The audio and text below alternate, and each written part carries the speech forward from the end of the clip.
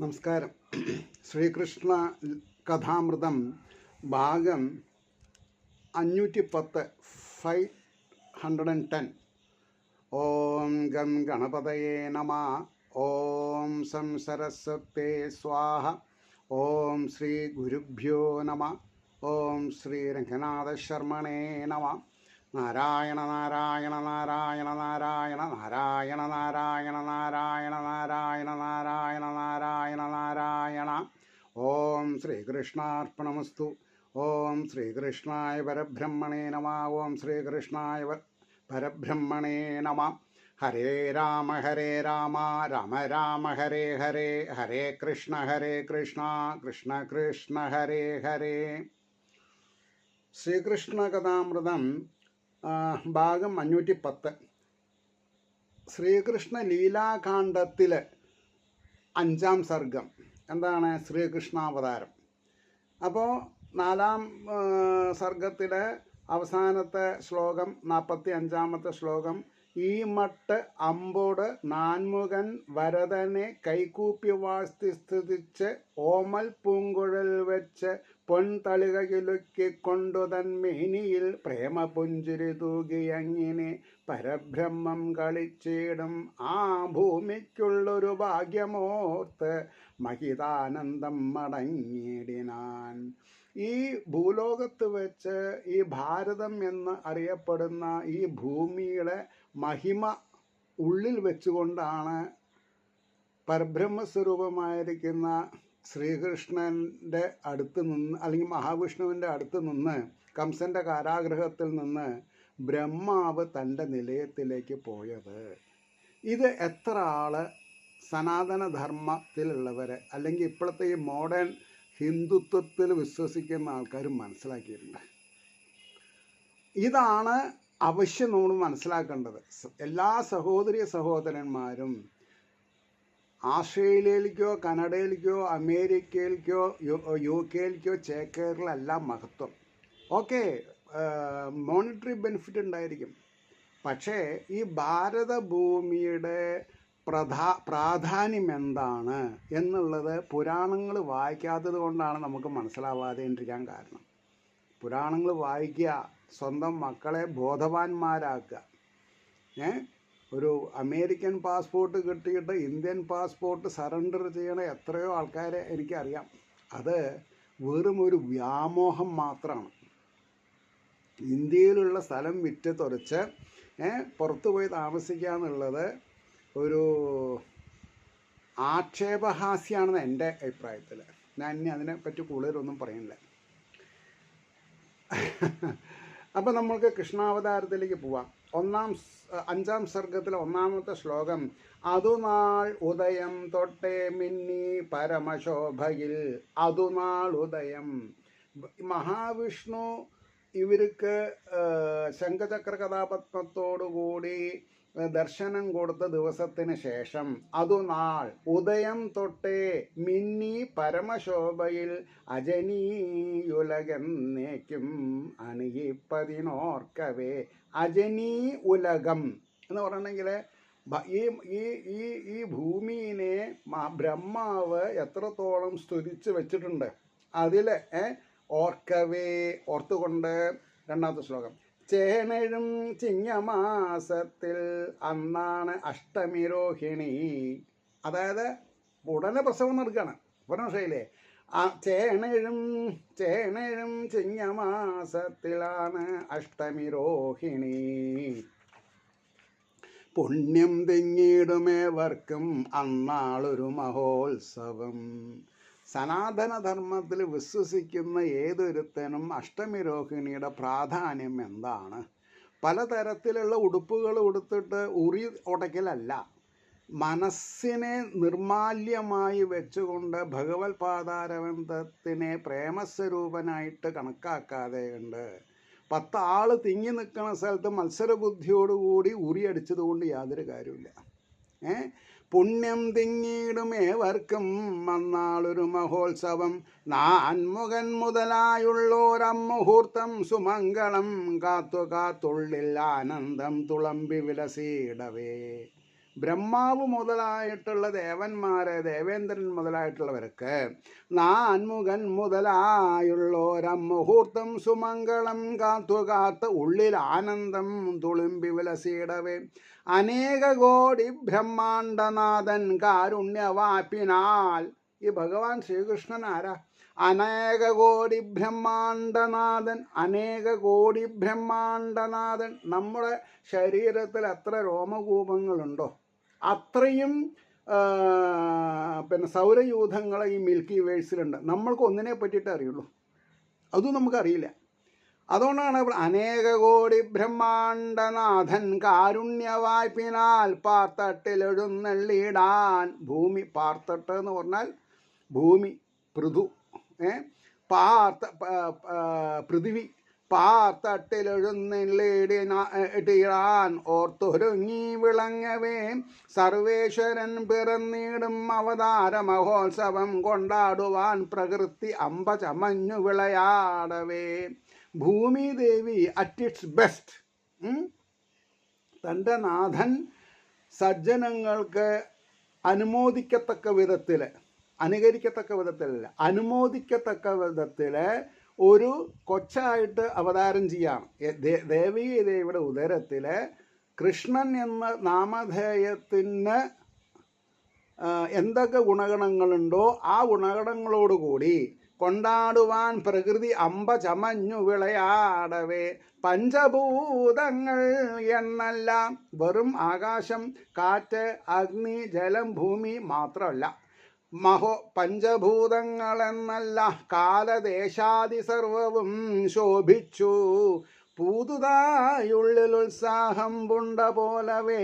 ഇതുവരെ ഇങ്ങനൊരു അവസരം ഒരു യുഗത്തിലും കിട്ടിയിട്ടില്ല. കൃതയുഗത്തിലും ത്രേതായുഗത്തിലും ദ്വാപരയുഗത്തിൽ അവസാനമാണ് ഈ പരിപൂർണമായിട്ടുള്ള ഒരു അവതാരം വരുന്നത്. ശ്രീരാമാവതാരം പൂർണ്ണമാണ്, പക്ഷെ ഇത്ര മഹത്തല്ല എന്നാണ് പറയണത്. അതുകൊണ്ട് തെളിഞ്ഞു അപ്പോൾ ശോഭിച്ചു പുതുതായി ഉള്ളിൽ ഉത്സാഹം പൂണ്ടുപോലവേ. തെളിഞ്ഞു ദിഗ്മുഖം വാനിൽ മിന്നി നക്ഷത്രമണ്ഡലം കുളങ്ങളും പുഴകളും നിറഞ്ഞൊഴുകി നിർമ്മലം കാളിന്തി നീന്തി വന്നിടും കുളിർപ്പൈന്തന്നൽ മെല്ലവേ. കാളിന്തി നദിയുടെ മുകളിൽ കൂടെ ഒഴുകി വരുന്ന ആ ഒരു എന്താ പറയുക, ഒരു തണുപ്പോട് കൂടിയിട്ടുള്ളൊരു കാറ്റ്, കുളിർക്കാറ്റ്,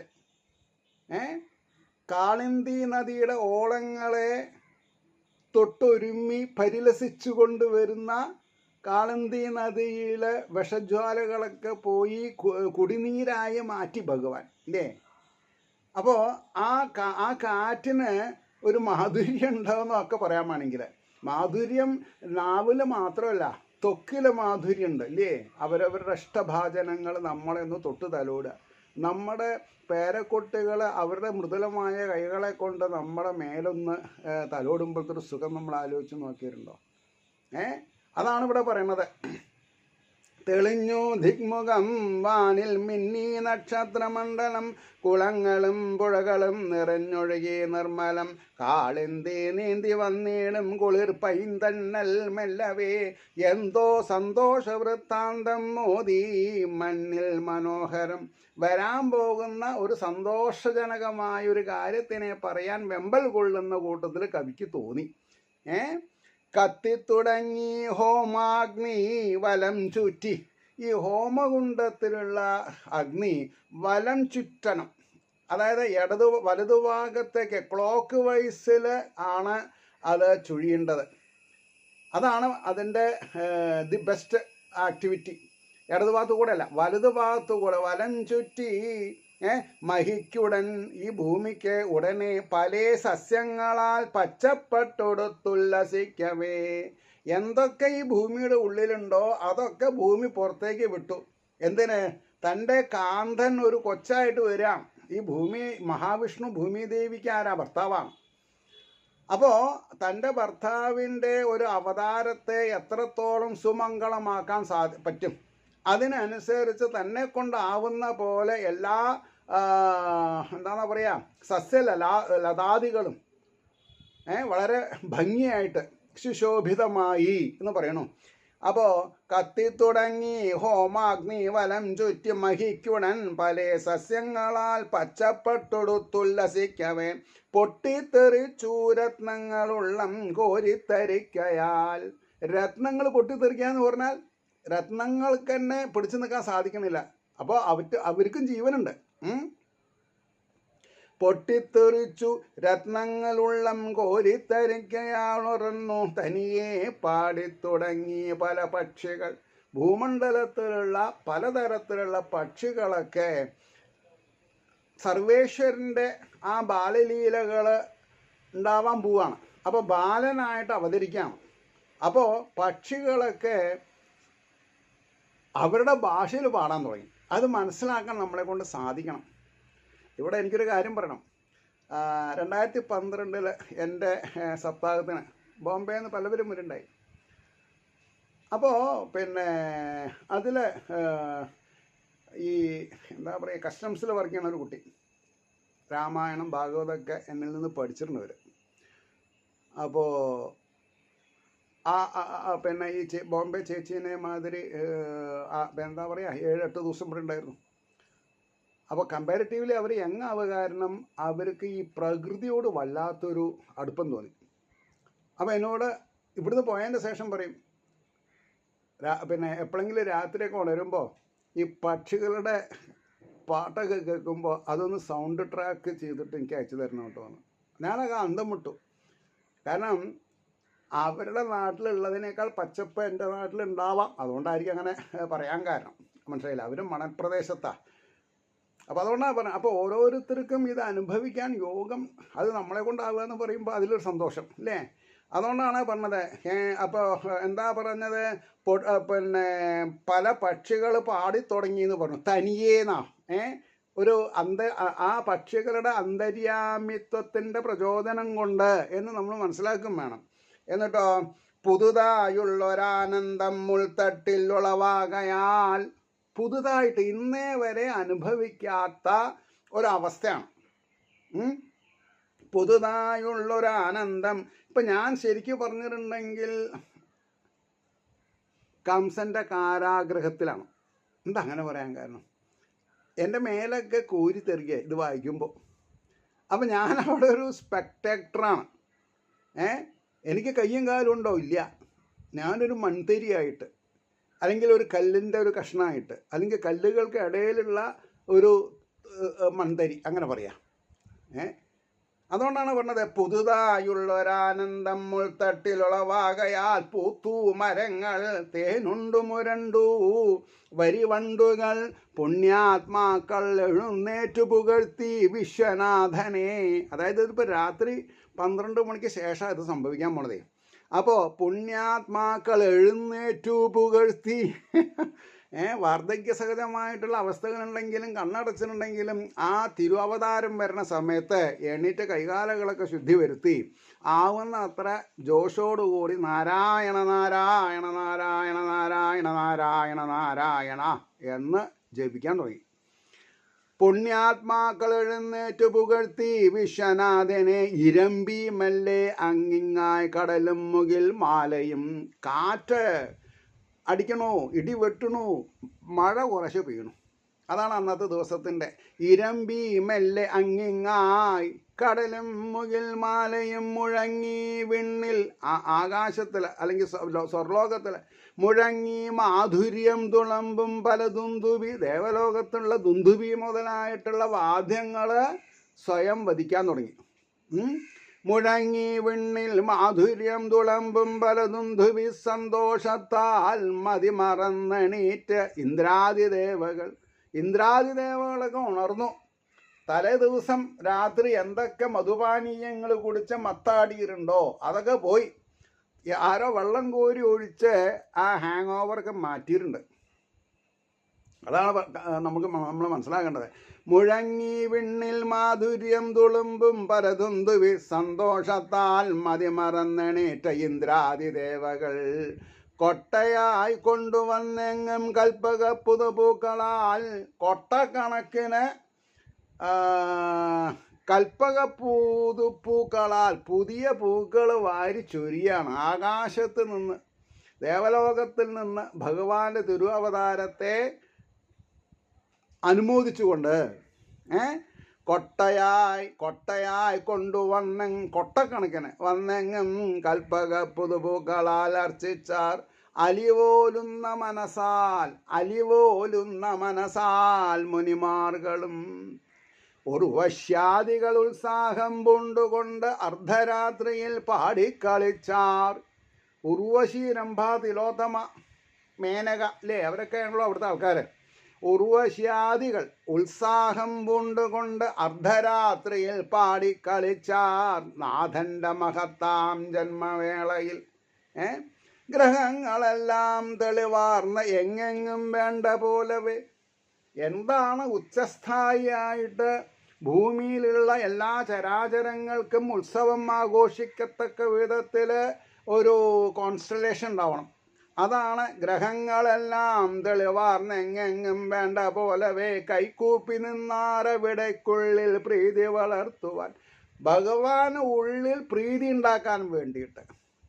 അപ്പം നമ്മുടെ ഓരോ ചവിട്ടുപടി, നമ്മൾ ഓരോ എന്താണെന്ന് പറയുക, മുന്നോട്ടുള്ള ചവിട്ടുകളും നമ്മൾ വലതുകാലം ഇടതുകാലം ഇങ്ങനെ വെച്ചിട്ടാണല്ലോ നടക്കണത്. അവ ജീവിത സന്ധാരണത്തിനുള്ള ഓരോ ചവിട്ടുപടികളും ഭഗവാന്റെ ഉള്ളിൽ പ്രീതി ഉണ്ടായിത്തീരാൻ വേണ്ടിയിട്ടായിരിക്കണം. എന്ന് പറഞ്ഞാൽ നമ്മുടെ അന്തര്യാമിയായി വിലസുന്ന ബാലാഗ്രശതഭാഗസ്യ വിസ്തരസ്യ ഏകോ ജീവ, ആ ബ്രഹ്മ തേജോപുഞ്ചത്തിന് കുളിർമയുണ്ടാവണം. ഞാൻ ഒരു സാധാരണ ജന്തുവിൻ്റെ ഉള്ളിലല്ല, ഞാൻ ഒരു പരമഭക്തൻ്റെ ഉള്ളിലാണ് ഇരിക്കണത് എന്ന് ഭഗവാന് തോന്നണം. അതാണ് ഉദ്ദേശം. അപ്പോൾ ലൗകികാവസ്ഥയിൽ നമ്മൾക്ക് ആരെയും അങ്ങനെ സന്തോഷിപ്പിക്കാൻ പറ്റില്ല. ഒരു തുള്ളി ആത്മാർത്ഥമായി ഒരു തുള്ളി വെള്ളം അല്ലെങ്കിൽ ഒരു ഇല അല്ലെങ്കിൽ ഒരു കായ കൊണ്ട് തൃപ്തിപ്പെടുന്ന ഭഗവാൻ, അതായത് യഥാശക്തി യഥാബലം യഥാശക്തി, അവരവരുടെ ശക്തി എന്താണ് എന്നുള്ളത് അവരവർക്കറിയാലോ. അതിനനുസരിച്ച് അതെങ്ങനെയാണ് നമ്മൾ ചെയ്യേണ്ടത്, നമ്മുടെ കടമകൾ എന്താ, നമ്മുടെ കടപ്പാടുകൾ എന്താ, അത് നമ്മളറിയണം. അവരവരുടെ കടമകളും കടപ്പാടുകളും സേവനാമനസ്ഥിതി ഉണ്ടാവാതെ കണ്ട് നമ്മൾ ആർഭാടം ചെയ്തൊരു കാര്യമില്ല. കുറേ പടക്കം പൊട്ടിച്ചു, അല്ലെങ്കിൽ കുറച്ച് ഉയരത്തിൽ തൈരും പാലും കുറച്ച് പൈസ ഇട്ടിട്ട് കുറേ ആൾക്കാരുടെ കയ്യും കാലും കേട് വരുത്താൻ വേണ്ടി പിരമിഡായിട്ട്, അതൊന്നല്ല. ഇവിടെ ഈശ്വരനുള്ളിൽ പ്രീതി ഉണ്ടാവണമെന്നുണ്ടെങ്കിൽ സജ്ജന സംസർഗം വേണം. നമ്മൾക്ക് സജ്ജന സംസർഗം, മഹത്തുക്കളെ നമ്മൾക്ക് ആദരിക്കാൻ സാധിച്ചിട്ടുണ്ടായിരിക്കണം. വന്ധ്യവയോധികരെ അനുമോദിച്ചും കൊണ്ടും അവരുടെ നിത്യവൃത്തികൾക്ക് ഉപോത്ഫലകമായിട്ടുള്ള കാര്യങ്ങൾ സേവാമനസ്ഥിതിയോടുകൂടി നമ്മൾക്ക് അവരെ പരിചരിക്കാൻ സാധിച്ചിട്ടുണ്ടായിരിക്കണം. ആ പരിചരണം ഇല്ലാതെ കൊണ്ട് ഉള്ള കാര്യങ്ങളൊന്നും ഭഗവാന് ഏൽക്കില്ല. അതുകൊണ്ടാണ് പറഞ്ഞത്, ഗ്രഹങ്ങളെല്ലാം തെളിവാർന്ന് എങ്ങെങ്ങും വേണ്ട പോലവേ കൈകൂപ്പി അവിടേക്കുള്ളിൽ പ്രീതി വളർത്തുവാൻ ത്രേതായുഗം മുതൽക്കേ താൻ കൊതിച്ചുള്ളത് പോലവേ. ത്രേതായുഗം മുതൽക്കേ താൻ കൊതിച്ചുള്ളത് പോലവേ തൻകുലം കേളി കേൾപ്പിപ്പാനൊരുണ്ണി അതികോമളൻ. യദുകുലത്തിലെ ഒരു നാഥൻ ഉണ്ടാവാൻ പോവാണ്. ആ യദുകുലനാഥൻ ലോകത്തിന് തന്നെ നാഥനാണ് എന്നുള്ളതാണ് സത്യം. അപ്പോൾ ആ തൻ കുലം കേളി കേൾപ്പിപ്പാനൊരുണ്ണി അതികോമളൻ. ഇനി ഇതിനേക്കാൾ നല്ലൊരു ഉണ്ണി പറക്കാനില്ല. അപ്പോൾ നന്ദഗോപുരൻ്റെയും ദേവകീ ദേവിയുടെയും മനസ്സിലുണ്ടാവുന്ന വൈകാരിക അവസ്ഥകൾ നമ്മളൊന്ന് മനസ്സിലാക്കി നോക്കണം. എനിക്ക് തന്നെ നിൽക്കപ്പുറത്തില്ല, ഇരിക്കപ്പുറത്തില്ല. ഈ സബ്ജക്റ്റിനോടുള്ള ആദരവ്, ഈ സബ്ജക്റ്റ് എൻ്റെ വ്യക്തിത്വത്തിനെ എത്രത്തോളം ഉടച്ചു വാർത്തിട്ടുണ്ട് എന്നുള്ള സത്യം. പട്ടാമ്പി അങ്ങാടി കൂടെ ഒരു 8-10 വയസ്സിൽ ഒരു നീല ട്രൗസറും ഒരു സാൻഡോ ബനിയനും മാക്സിമം, അതിൻ്റെ മുമ്പ് വള്ളി ട്രൗസറായിരുന്നു 6-7 വയസ്സുകാരൻ. കയ്യിലൊരു ഇല്ലിക്കോലും ഒരു ടയറിൻ്റെ കഷ്ണം, ഒരു റൗണ്ടായിട്ടുള്ളത് വട്ട്, അതാണ് നമ്മൾ വാഹനമായിട്ട് റോഡിൽ കൂടെ സാധനങ്ങൾ വാങ്ങാൻ പോവുക. എനിക്ക് എൻ്റെ കുട്ടിക്കാലത്തെ ആലോചിക്കുമ്പോൾ അവിടുന്ന് ഇതുവരെ എന്തൊക്കെ എങ്ങനെയൊക്കെ വന്നു, അതാണ് നമുക്ക് മനസ്സിലാക്കാൻ സാധിക്കേണ്ടത്. അതുകൊണ്ട് അതൊക്കെ മനസ്സിലാക്കുമ്പോൾ ഇപ്പോൾ എൻ്റെ അവസ്ഥ എന്താ, അപ്പോൾ എന്നെ എത്രമാത്രം ഉടച്ച് വാർത്തിട്ടുണ്ട് ഭഗവാൻ. അതുകൊണ്ടാണ് പറഞ്ഞത്, പറഞ്ഞു, ത്രേതായുഗം മുതൽക്കേ താൻ കൊതിച്ചുള്ളത് പോലവേ തൻകുലം കേളി കേൾപ്പിപ്പാനൊരുണ്ണിയതി കോമളൻ പിറപ്പതോർത്ത് സന്തോഷത്തള്ളൽ ഉൾത്തിങ്ങി മെല്ലവേ കിഴക്കു വന്നെത്തി നോക്കി തുടങ്ങി കുളിർവാർ മതി.